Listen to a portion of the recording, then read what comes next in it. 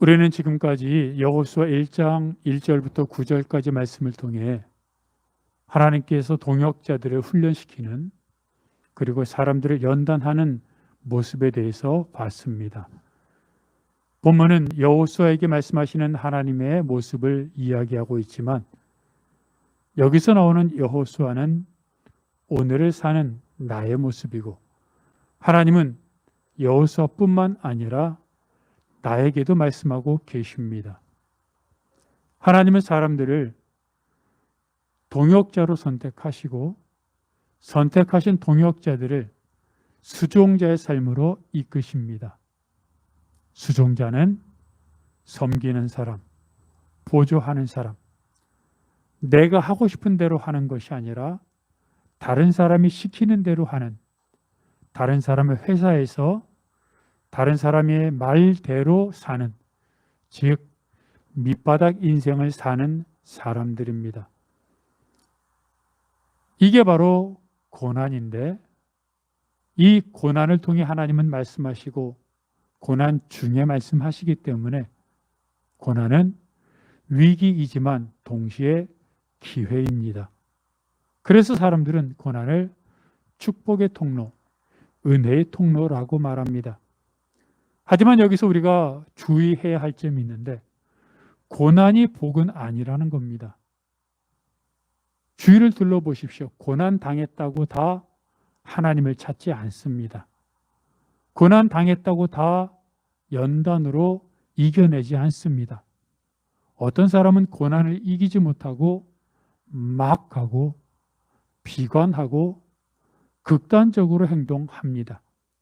그렇기 때문에 고난이, 수종자의 삶이 하나님의 연단으로 이어지기 위해서는 고난을 바라보는 것이 아닌 고난 위를 바라봐야 합니다. 고난 당하면 사람들은 어떻게 합니까? 고난에 집중하죠. 왜 이런 고난이 왔나? 그 사람 때문이야. 그때 어떻게 했기 때문이야. 그때 이렇게 했더라면. 남들은 왜 고난 당하지 않는데 나만 고난 당할까? 모든 생각과 연관어들이 고난과 연결되어 있습니다. 고난의 원인, 고난의 책임, 떠넘기기, 남의 탓, 비교하기. 그런데 여기서 정말로 고난이 하나님의 연단으로 연결되기 위해서는 고난이 아니라 고난 바로 위, 하늘을 바라봐야 합니다. 잠시 고난 때문에 불평하던 시선을 내려놓고 잠시만 고난이 아닌 고난과 동떨어지게 이 고난을 허락하신 하나님의 의도는 무엇일까? 하나님이 이 고난을 나에게 왜 허락하셨을까? 지금 나는 어떻게 해야 할까? 이렇게 생각하면 하나님이 반드시 말씀하시고 비전을 부어 주십니다. 오늘 본문에서도 하나님은 광야에 있는 이스라엘 백성들에게 가나안 땅을 정복하라고 말씀하십니다. 가나안 땅을 정복하라니요. 지금 광야에서 하루하루 먹을 것도 없고 근근히 생계를 유지하기도 힘든 상황 속에 가나안 땅을 바라보는 것조차 힘든데 그 땅을 정복하라고요? 말도 안 되지 않습니까? 어떤 사람들은 이 말을 듣고 하나님이 탁상 행정한다고, 현실이 어떤지도 모르고 그냥 자꾸 전진하라고 불평했을지 모릅니다.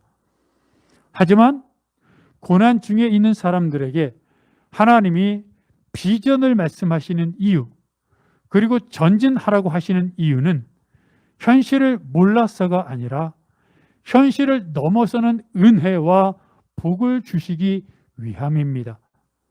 하나님이 백성들에게, 광야에 있는 이스라엘 사람들에게 명령하신, 주신 비전은 무엇입니까? 가나안을 정복하라는 것이었습니다. 그런데 가나안을 정복하기 위해 하나님이 이스라엘 백성들에게 요구하신 것은 엄청난, 그 당시 이스라엘 백성들이 하나도 행하지 못할 커다란 임무가 아니었습니다. 바로 지금 있는 현 상황에서 한 발자국만 믿음의 발자국을 내디디면 되는 그런 작은 것이었습니다. 하나님은 가나안을 정복하기 위해 제일 먼저 요단을 건너라고 하셨습니다.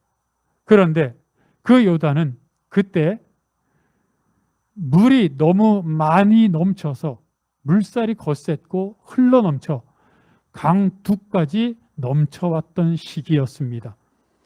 그런 상황에서 하나님은 이스라엘 백성들에게 요단강을 자, 무조건 헤엄쳐 건너. 헤엄치다가 빠져 죽든 또는 무서워서 도망치든 그건 니들이 알아서 하고, 그 거세게 몰려오는 요단강물을 헤엄쳐서 어떻게든 건넌 사람들한테만 내가 가나안 땅을 주겠다, 이렇게 말씀하시지 않았습니다. 그렇게 말씀하셨다면 모두 지레 겁먹고 도망쳤을 것입니다. 하나님은 물살이 거세게 흘러오는 요단강물을 건네는 방법으로 요단강물에 발을 한 발자국만 내디디라고 하셨습니다. 지금 내가 있는 상황 속에서 물론 거세게 흘러내리는 강둑까지 넘치는 요단강에서 그 강둑에 한 발자국의 발을 내딛는 것도 쉬운 일은 아닙니다.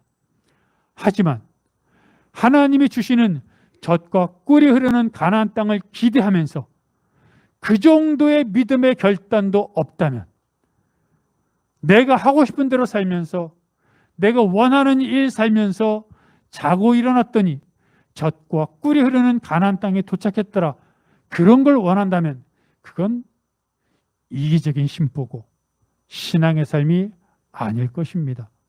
적어도 가나안 땅을 정복하기 위해, 그래서 요단강을 건너기 위해 하나님은 지금 있는 상황에서 한 발자국, 조금 두렵고 겁이 나긴 하지만 한 발자국은 내디딜 수 있지 않느냐, 한 발자국은 걸어갈 수 있지 않느냐 말씀하신 것입니다. 그리고 한 발자국을 내디뎠을 때 요단 강물이 멈췄습니다. 성경은 이스라엘 백성들이 요단 강물의 땅을, 맨 땅을, 마른 땅을 건넜다고 말합니다. 여리고성을 정복할 때는 어땠습니까?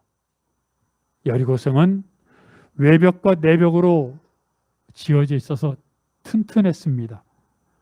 얼마나 튼튼했던지 성 위에 사람들이 집을 짓고 살 정도였습니다. 그런 성을 무너뜨리기 위해 하나님이 명령하신 것은 6일 동안 하루에 한 바퀴씩 여리고성을 도는 것이었습니다. 그것도 침묵하고, 7일째는 7바퀴를 돌고 소리를 질러 외치는 것이었습니다. 생각해 보십시오. 이스라엘 백성들이 아무 말도 하지 않고 여리고성을 한 바퀴 첫날 돌았을 때, 처음에는 여리고성 사람들이 무슨 일인가 하고 두려워했겠지만, 둘째 날도 한 바퀴, 셋째 날도 한 바퀴 도는 모습을 보고 속으로 얼마나 비웃었겠습니까? 또 7째 날 7바퀴를 돌고 소리를 외치고 크게 소리 질렀을 때 여리고 사람들이 이스라엘 사람들을 오히려 걱정했을 것입니다. 뭐 하는 거야? 반대로 여리고성을 돌던 이스라엘 백성들의 마음은 어땠겠습니까? 우리가 공격하지 않고 왜 여리고성을 돌지? 이렇게 돌다가 7바퀴 돌고 외친다고 성이 무너져? 어쩌면 여리고성을 도는 이스라엘 백성들 마음은 스스로 한심했을지도 모릅니다. 그런데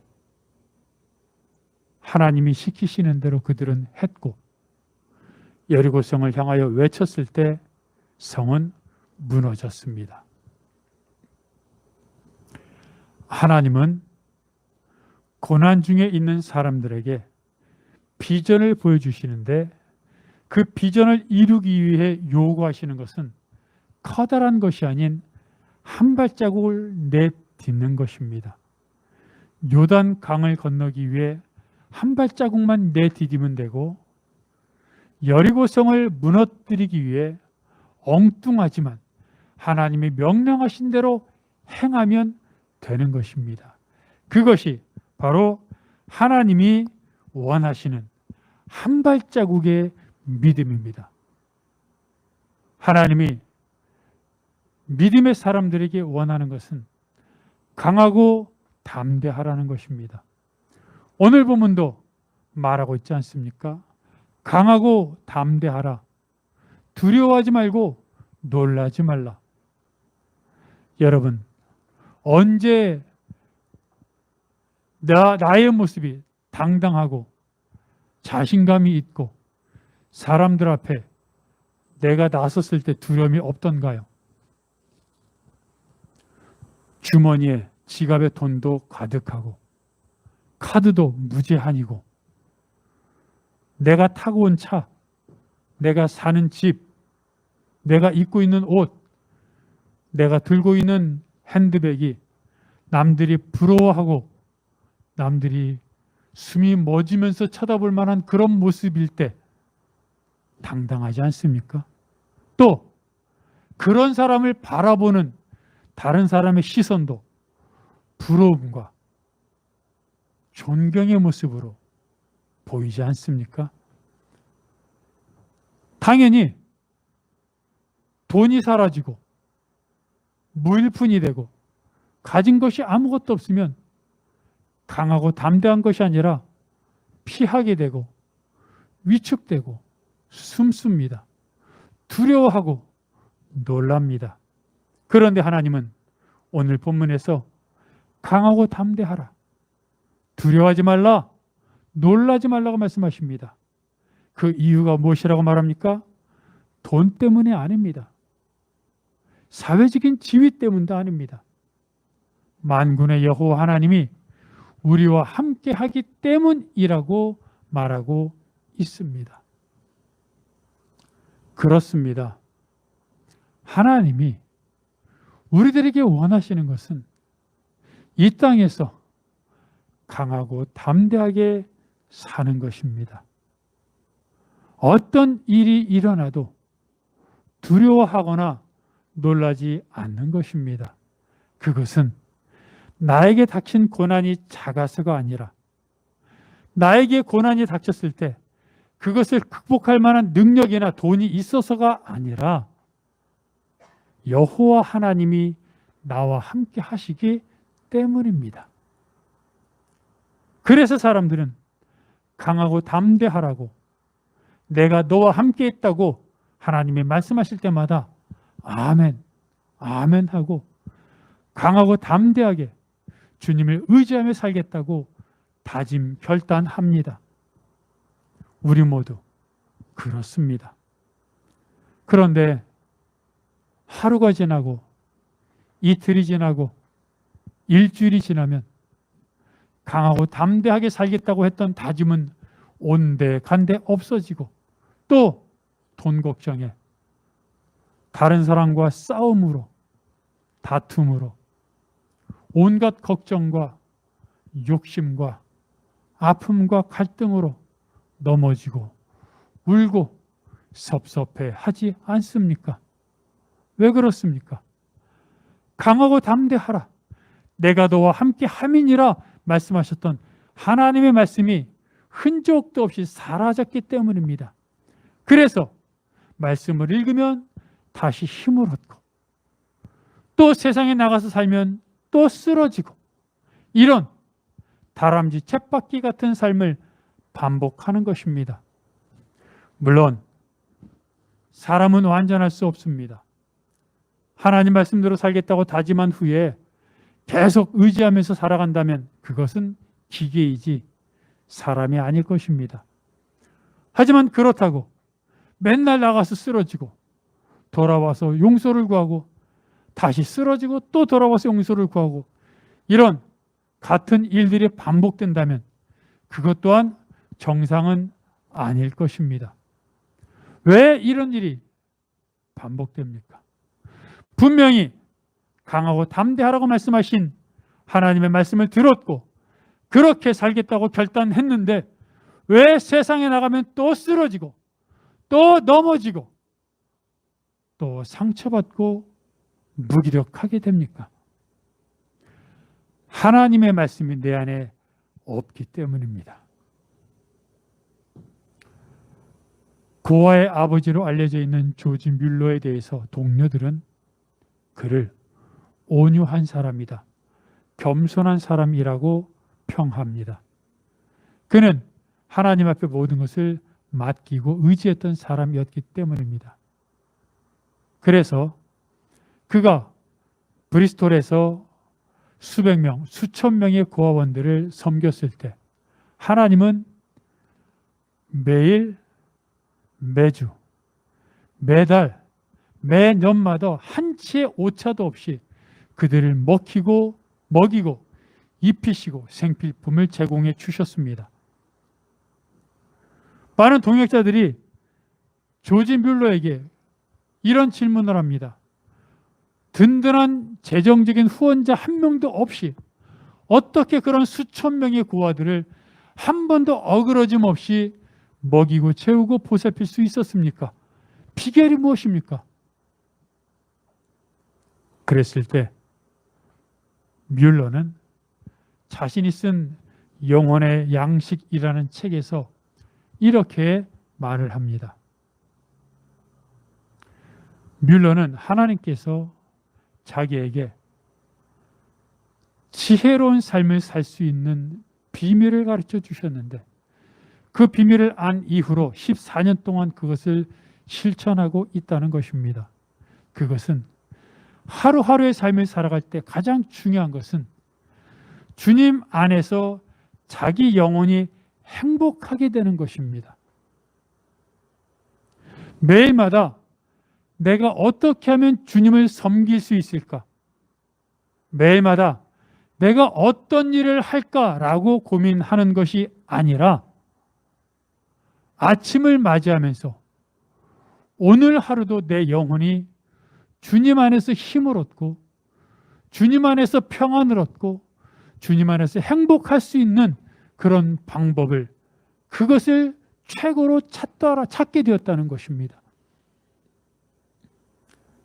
그래서 뮬러는 하나님의 말씀을 날마다 묵상했습니다.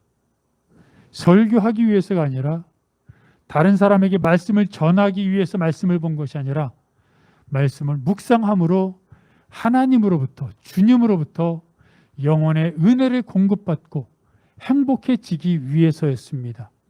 그래서 그는 매일마다 신약 성경을 계속해서 반복해서 읽었고 또 그 말씀을 묵상했는데 말씀을 묵상할 때마다 그 말씀을 통해 하나님께서 위로해 주시고 격려해 주시고 또는 잘못 생각한 것은 경고하고 책망하시고 은혜를 부어 주셨다고 고백하고 있습니다.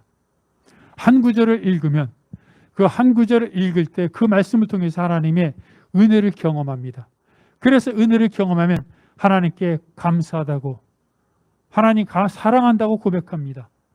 그리고 하나님께서 말씀을 주신 그 말씀을 갖고 주님 뜻대로 살겠다고 다짐합니다. 그리고 그 말씀 속을 통해서 다른 사람의 상황들이 기억나면 그 사람들을 위해서 기도하고 간구를 올립니다. 그렇게 한 절씩 묵상하는 시간이 뮬러는 자기 영혼이 행복해지는 시간이라고 말합니다. 다른 사람을 섬길 수 있습니다. 사역할 수 있습니다. 착한 일 할 수 있습니다. 그런데 뮬러가 말하는 것처럼 내가 오늘 하나님으로부터 영혼이 행복해지지 않은 상태에서 다른 사람을 섬긴다면 내가 오늘 하나님으로부터 힘을 공급받지 않은 힘든 상태에서 내 영혼도 갈급한 상태에서 사역을 한다면 어떻게 되겠냐는 것입니다. 그래서 그는 날마다 주님의 말씀을 읽으며 말씀을 읽은 가운데 하나님과 교제하고 대화하고 그 상황 말씀을 통해 하나님이 위로해 주시고 격려해 주시고 사랑해 주시는 것을 경험하며 그 은혜를 받고 기도하고 사역을 한다고 말하고 있습니다. 그래서 오늘 본문도 이렇게 말하고 있습니다. 우리가 지금 읽었던 여호수아 1장 8절 말씀은 한번 읽어볼까요? 여호수아 1장 8절을 읽습니다. 여러분 읽어봅니다. 시작.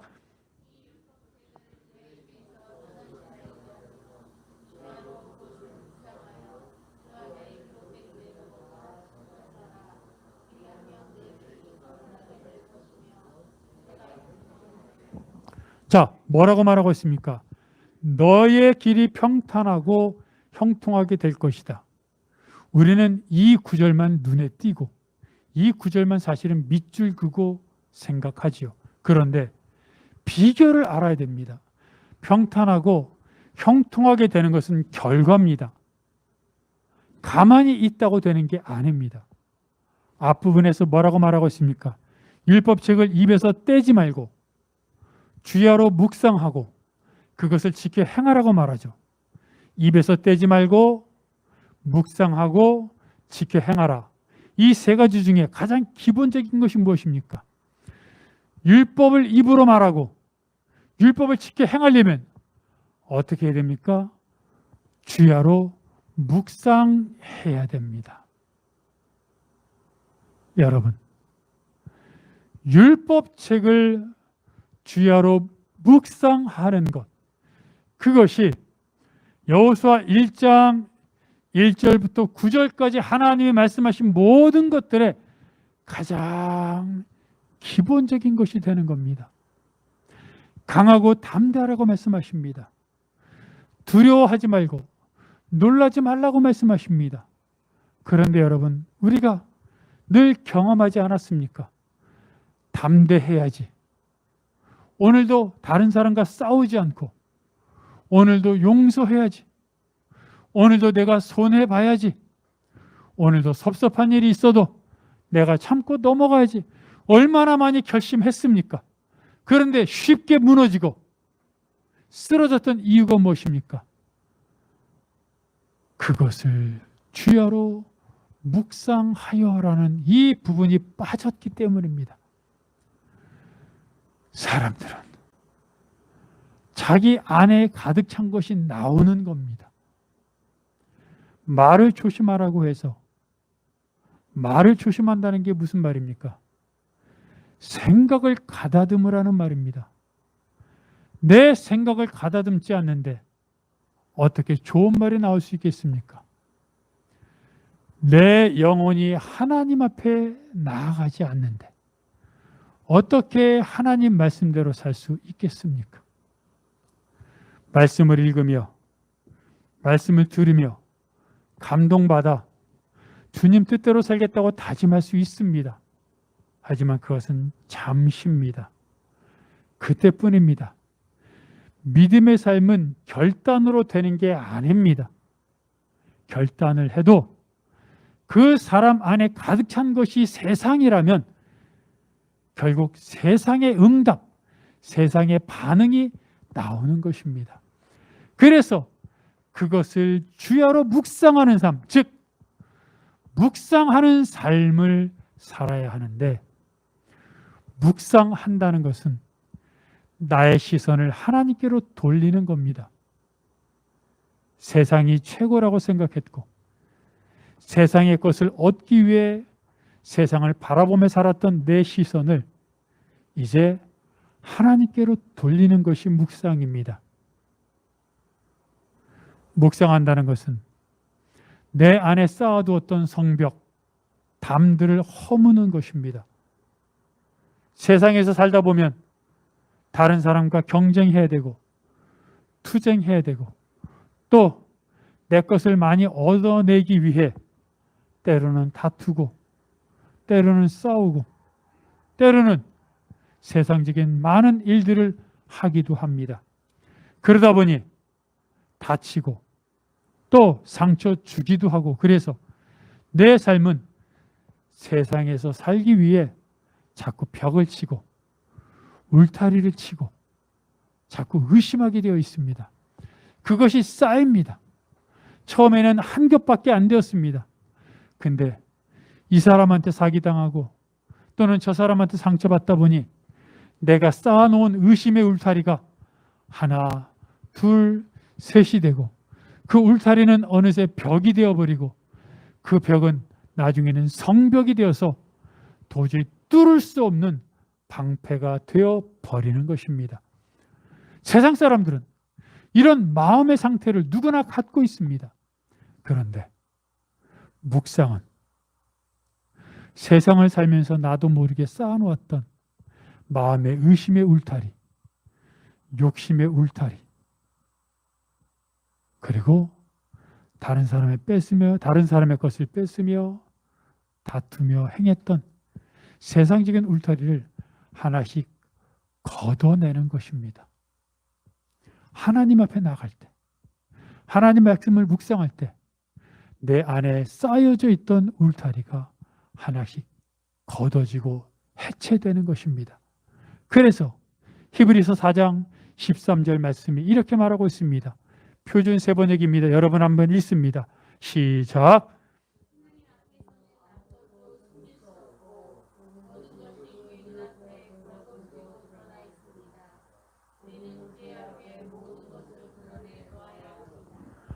어느 누가 하나님 앞에 자신을 숨길 수 있겠습니까? 근데 하나님 앞에서라는 말은 다른 말로 바꾸면 하나님의 말씀 앞에서입니다. 그게 묵상입니다.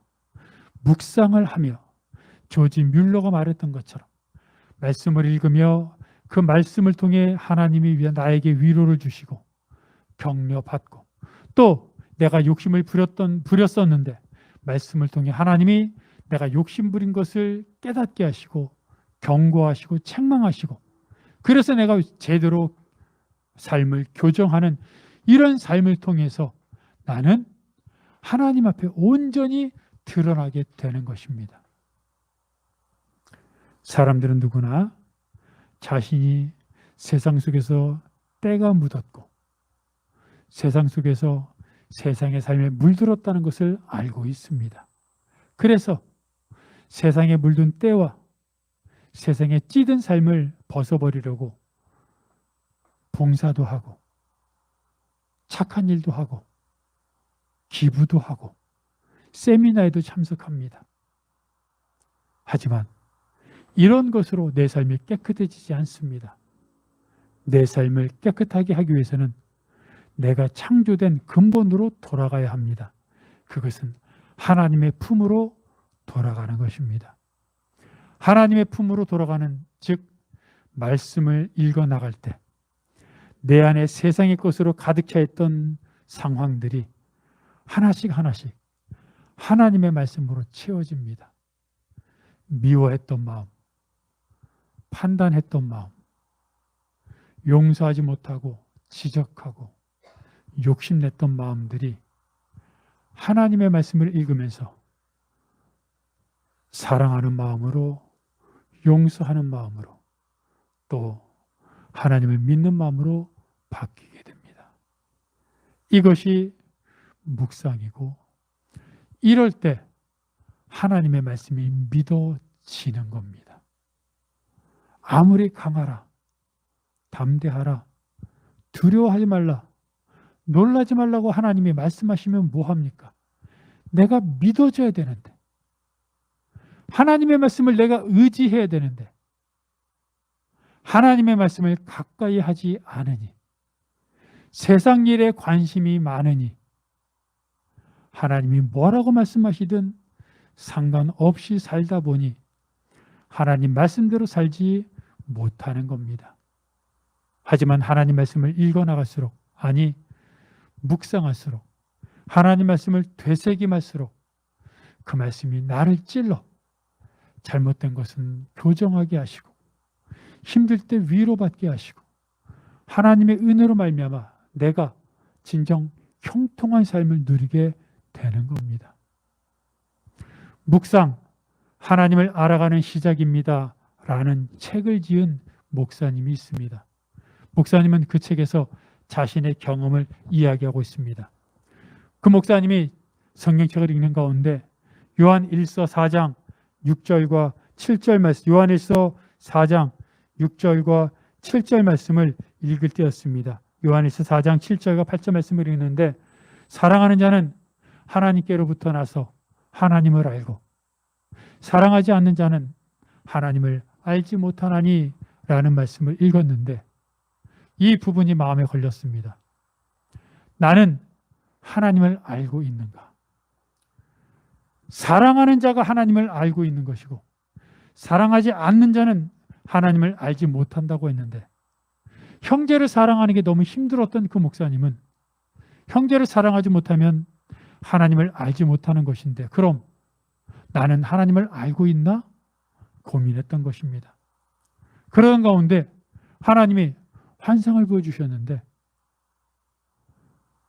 고슴도치가 보이더라는 겁니다. 고슴도치 주위에 털이, 그 가시가 박혀 있지 않습니까? 그 고슴도치가 막 돌아다니면서 자기에게 다가오는 형제들을 막 아프게 하고 찌르고 상처나게 하더라는 겁니다. 그래서 고슴도치와 만났던 형제들은 다 상처가 나고 피가 흐르고 아픔을 겪었습니다. 그런데 하나님이 그 고슴도치, 그리고 그 고슴도치로 인해 형제들이 아픔을 겪고 피가 나는 모습을 보여주면서 이렇게 말씀하시더라는 겁니다. 고슴도치가 바로 너의 모습이다. 너의 모습이 고슴도치다. 너의 그 가시로 인하여 많은 형제들이, 가족들이, 너의 친구들이 상처를 받았다. 그리고 나서 하나님은 또 다른 환상을 보여주셨는데, 이번에는 한 사람이 주님의 품에 달려가 주님의 품에 안겨서 평안과 안식을 누리는 장면이었습니다. 근데 그 사람이 바로 목사님이었습니다. 목사님의 모습에는 가시가 잔뜩 박혀 있었습니다. 목사님이 예수님에게 달려가 안길 때마다 예수님의 가슴에 찔렸고 예수님의 가슴이 멍들었고 가슴에서 피가 흘렀습니다. 그런데 그것도 모르고 목사님은 예수님의 품에서 안식을 누리고 평안하고 행복해했습니다. 그러는 동안 예수님은 가슴에 피멍이 들고 피가 흘렀지만 한 번도 목사님이 예수님을 향해 달려갈 때 외면하거나 도망치지 않으셨고 계속 안아주셨습니다. 그 모습을 보고 얼마나 통곡하며 회개했는지 모릅니다. 이게 내 모습이라니. 그리고 나서 그 이후로 그 목사님에게 가시를 품고 다가오는 형제들, 고발하고 악심을 품고 또 대드는 그런 형제들을 예수님의 마음으로 품어주기 시작했습니다. 힘들었습니다. 아팠습니다. 하지만 자기를 품어주신 예수님이 힘들고 아팠지만 외면하지 않았고 그 모습을 봤었기에 자신도 그 자기에게 다가오는 가시와 같은 형제들을 품어줬습니다. 그런데 그렇게 품어줄 때마다 예수님이 이렇게 말씀하시는 것 같다라는 겁니다. 이제야 너가 나를 닮아 가는구나. 이게 묵상하는 삶입니다. 묵상하는 것은, 하나님의 말씀을 되새김질하는 것은 사역을 하기 위해서가 아닙니다. 누구를 섬기기 위해서도 아닙니다. 내 영혼이 평안해지기 위해서입니다. 세상에서 살다 보니 얼마나 힘겹습니까? 열심히 살려고 하지만, 믿음대로 살려고 하지만 현실은 녹록지 않고 내 마음속에 나도 모르게 본능적인 욕심과 갈등으로 인해 얼마나 아픕니까? 그런 내가 먼저 하나님으로부터 은혜를 받아야, 은혜를 받은 내가 살아가는 게 사역인 겁니다. 뭘 하는 게 사역이 아니라 은혜를 받은 내가 은혜 받은 모습으로 일할 때 그게 다른 사람에게 은혜가 되는 것입니다. 그래서 묵상은, 하나님의 말씀을 읽는 것은 오늘 본문에서 말한 것처럼 강하고 담대하고 두려워하지 않고 놀라지 않고 하나님과 동행할 수 있는 것은, 하나님의 말씀이 믿어지는 것은 매일마다 하나님의 말씀을 내가 읽어가고 묵상함으로 내 영혼 속에 하나님의 말씀이 들어오고 하나님의 마음이 들어와 내 영혼이 안식을 얻고 내 영혼이 기쁨을 얻고 내 영혼이 하나님으로부터 영양분을 공급받고 힘을 공급받을 때 그때 강하게 되고 그때 담대하게 되고 그때 두려워하지 않고 놀라지 않게 되는 것입니다. 여러분 괜히 강한 척할 필요 없습니다. 두려워하지 않는 척할 필요 없습니다. 매일마다 하나님의 말씀을 통해 하나님의 위로와 은혜를 경험하면 강해지고 평탄해지고 형통한 삶을 살게 되는 겁니다. 부디 주야로 그것을 묵상하여 라고 말씀하셨던 말씀을 기억하면서 더 하나님의 말씀을 묵상하여 하나님의 말씀을 되새김질하여 하나님의 은혜가 하나님이 주시는 평안이 내 안에 가득하여 하나님과 동행하는 삶을 살겠다고 다시 한번 다짐하는 여러분이 되시기를 바랍니다.